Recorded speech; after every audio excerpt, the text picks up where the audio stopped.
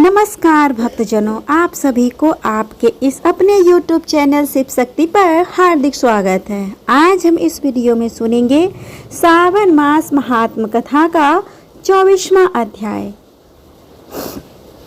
कर्पूरे गौरम करुणावतारम संसार सारम भुजगेन्द्रहारम सदा वसन्तं हृदयारविन्दे भवं भवानी सहितं नमामि। भवं भवानी सहितं नमामि। विघ्नहर्ता श्री गणेश का नाम लेकर इस कथा की शुरुआत करते हैं। भक्तजनों, आप लोगों से अनुरोध है, कृपया कर इस कथा को पूरे ध्यान और भक्ति भाव से अंतिम तक सुने, ताकि इस कथा के श्रवण से मिलने वाले शुभ पुण्य फल की प्राप्ति हो तथा कथा को बीच में छोड़ने का भी दोष ना लगे। तो आइए कथा की शुरुआत करते हैं। इस कथा में श्री कृष्ण जन्माष्टमी व्रत के महात्म्य में राजा मितजीत का आख्यान किया गया है। ईश्वर बोले, हे ब्रह्मपुत्र, पूर्व कल्प में दैत्यों के भार से अत्यंत पीड़ित हुई पृथ्वी बहुत व्याकुल तथा दीन होकर ब्रह्मा जी के शरण में गई।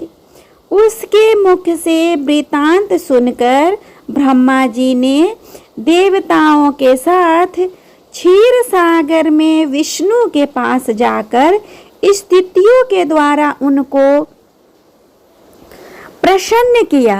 तब नारायण श्री हरि सभी दिशाओं में प्रकट हुए और ब्रह्मा जी के मुख से संपूर्ण वृतांत सुनकर बोले, हे देवताओं, आप लोग डरे मत। मैं वासुदेव के द्वारा देवकी के गर्भ से अवतार लूंगा और पृथ्वी का संताप दूर करूंगा। सभी देवता लोग यादवों का रूप धारण करें। ऐसा कहकर भगवान अंतर्ध्यान हो गए। समय आने पर वह देवकी के गर्भ से उत्पन्न हुए। वासुदेव ने कंस के भय से उन्हें गोकुल पहुंचा दिया और कंस का विनाश करने वाले उन कृष्ण का वहीं पर पालन पोषण हुआ। बाद में मथुरा में आकर उन्होंने अनुचरों सहित कंस का वध किया।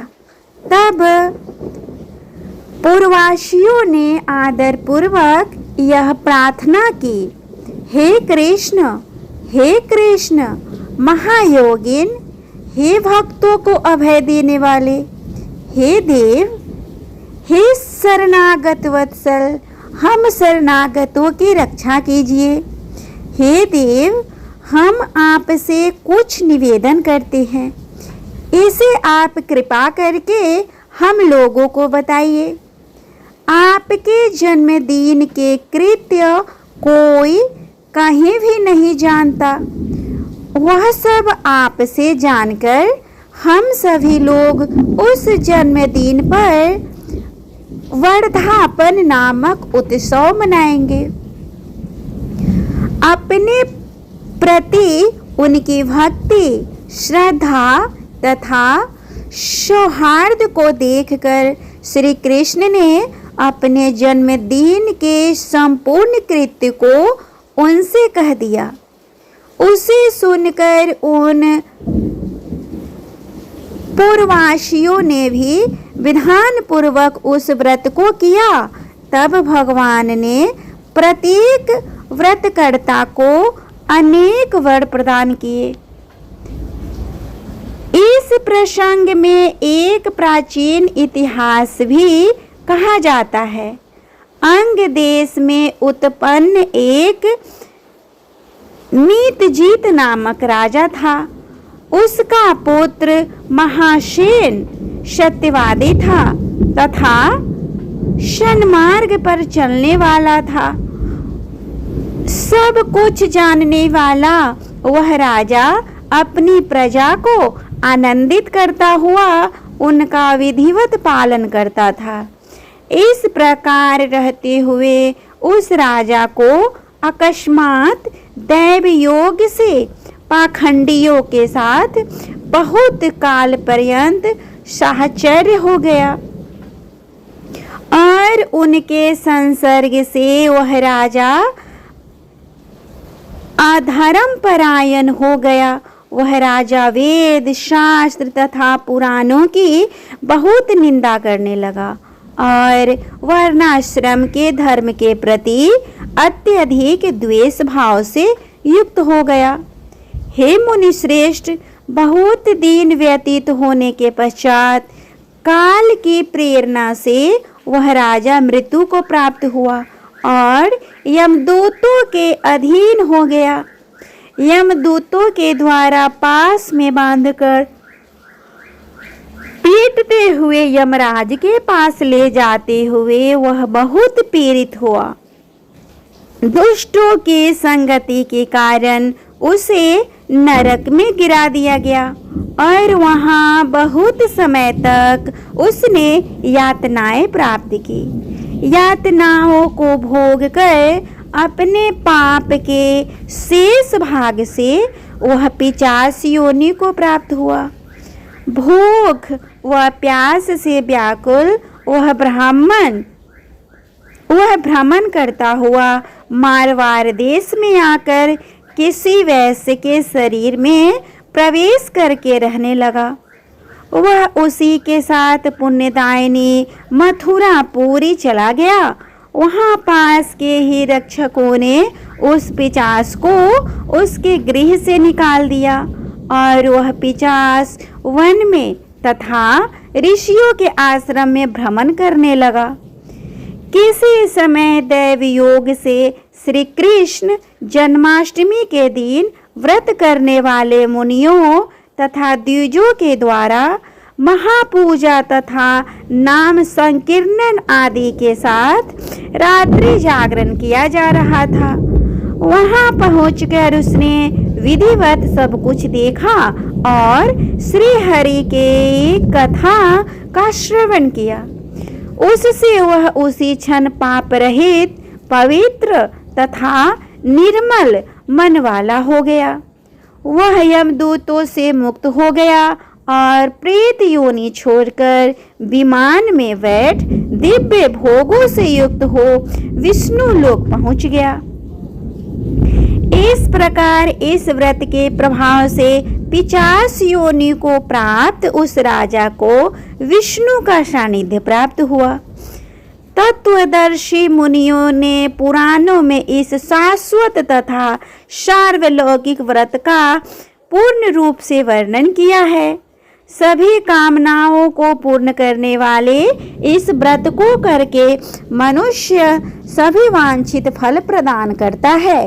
इस प्रकार जो कृष्ण जन्माष्टमी के दिन इस शुभ व्रत को करता है वह इस लोक में अनेक प्रकार के सुखों को भोग कर शुभ कामनाओं को प्राप्त कर सकता है। हे ब्राह्मण, वहां वैकुंठ में 1,00,000 वर्ष तक देव विमान में आसीन होकर नानाविध सुखों का उपभोग करके अवशिष्ट पुण्य के कारण इस लोक में आकर सभी ऐश्वर्यों से समृद्ध तथा सभी अशुभों से रहित होकर महाराजाओं के कुल में उत्पन्न होता है। वह कामदेव के समान स्वरूप वाला होता है। जिस स्थान पर कृष्ण जन्मोत्सव की उत्सव विधि लिखी हो अथवा सभी सौंदर्य से युक्त श्री कृष्ण जन्म सामग्री किसी दूसरे को अर्पित की गई हो अथवा उत्सव पूर्वक अनुष्ठित व्रतों से विश्व सृष्टा श्री कृष्ण की पूजा की जाती हो, वहां शत्रुओं का भय कभी नहीं होता है। उस स्थान पर मेघ व्यक्ति की इच्छा करने मात्र से वृष्टि करता है और प्राकृतिक आपदाओं से भी कोई भय नहीं होता। जिस घर में कोई देव की पुत्र श्री कृष्ण के चरित्र की पूजा करता है वह घर सब प्रकार से समृद्धि रहता है और वहाँ भूत प्रेत आदि बाधाओं का भय भी नहीं होता है। जो मनुष्य किसी के साथ में भी शांत होकर इस व्रत उत्सव का दर्शन कर लेता है वह भी पाप से मुक्त होकर श्री हरि के धाम को जाता है। इस प्रकार श्री स्कंद पुराण के अंतर्गत ईश्वर सनत कुमार संवाद में श्रावण मास महात्म्य में जन्माष्टमी कथन नामक 24वां अध्याय पूर्ण हुआ। उम्मीद करती हूँ आप लोगों को ये व्रत कथा अच्छा लग रहा होगा। अगर मेरी कथा पसंद आए तो प्लीज़ मेरे वीडियो को लाइक और शेयर करें, साथ ही मेरे चैनल को भी सब्सक्राइब कर ले और बेल आइकन को दबाना ना भूले ताकि जब भी मैं इस कथा का अगला भाग अपलोड करूं उसका नोटिफिकेशन सबसे पहले आपको मिले। तब तक के लिए भगवान शिव और माता पार्वती आप सभी पे अपनी कृपा बनाए रखें। श्री शिवाय नमस्तुभ्यम।